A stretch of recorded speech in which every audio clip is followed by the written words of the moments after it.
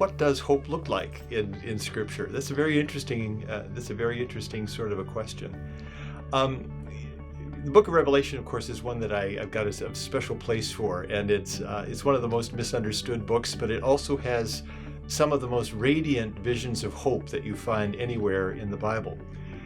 And what I find is, as you read Revelation, it's not that hope is simply put out there towards the very end of the story.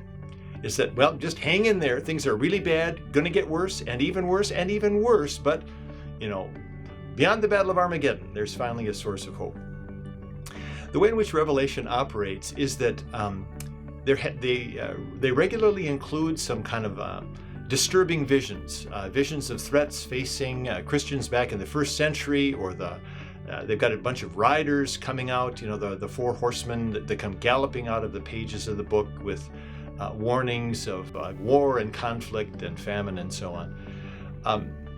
But every few chapters, you're taken into the presence of God and into a worshiping community in which God is praised as Creator, Christ is praised as the Lamb, in which you get people from every tribe and tongue and folk and nation who are being called into this gathering of praise and celebration.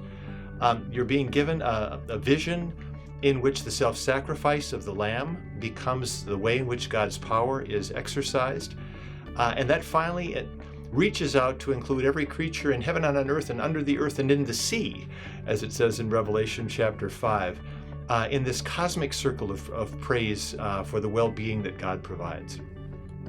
So what I learned from that is that every few chapters, Revelation keeps bringing us back to the God who is present, not absent. That's a powerful source of hope. Revelation keeps bringing us back to Christ the Lamb, whose power is exercised in self-giving. That's a powerful source of hope.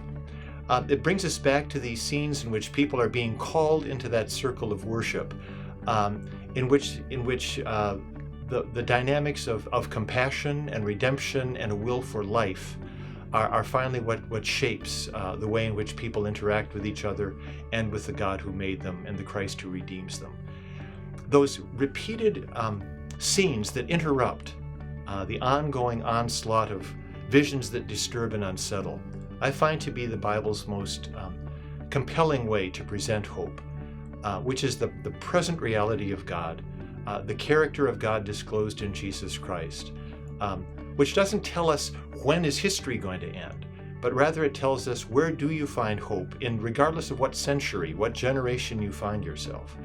Where do you find that truly life-giving power of God that summons people into that sense of renewal and renewed commitment to one another and the world of which they're a part?